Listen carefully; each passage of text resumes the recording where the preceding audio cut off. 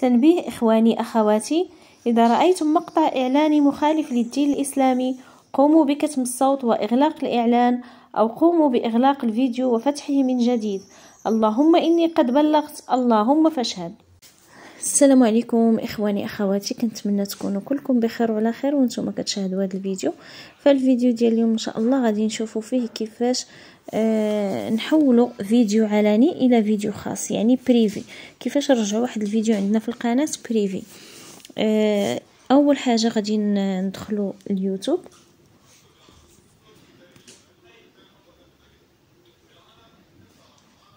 وغادي نكليكيو على البروفيل ديال القناه ديالنا. ها هو، وغادي ندخلوا غيدخلنا للقناه ديالنا للصفحه الرئيسيه. غنكليكيو على البروفيل وغادي نمشيو هنا نكليكيو على اداره الفيديوهات. غادي نمشيو هنا مثلا لهاد الكيكه، هذه اخر كيكه عندي هنا في القناه، الكيكه اللذيذه بكريمه الفلو. غنبرك على 3 نقط اللي على اليسار. مثلا هذا هو الفيديو اللي بغيت ندير انا خاص، غنبرك على 3 نقاط اللي هنا على اليسار، وغادي تطلع لي هاد الصفحه. هنا نكليكي على هاد القلم ديال التعديل. هاد القلم اللي تيبان هنا هو اداه التعديل. صافي، هنا ملي غنكليكي على اداه التعديل غادي تعطينا هاد الصفحه.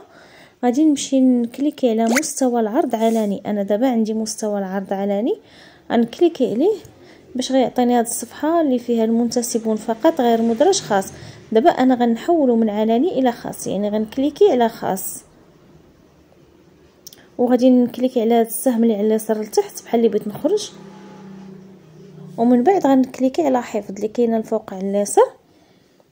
وصافي، ها هو الفيديو ولا خاص كما كتشوفوا. هذا القفيل هو مختلف على الفيديوهات الاخرين، يعني حداه هذا القفيل يعني راه خاص بريفي، ما يمكن حتى شي واحد يشوفه من غيري انا، يعني ما غاديش يشوفوا الناس في اليوتيوب. هو راه في اليوتيوب ولكن تنشوفه غير انا. كنتمنى ان هذا الفيديو نال الاعجاب ديالكم، تكونوا استفدتوا منه. ولا عجبكم الفيديو ما تنسوش ديروا لايك فضلا وليس امرا. ولا كنتوا اول مره كتزوروا القناه ضغطوا على زر اشتراك وفعلوا الجرس باش توصلوا بكل جديد. والى اللقاء في فيديو قادم ان شاء الله.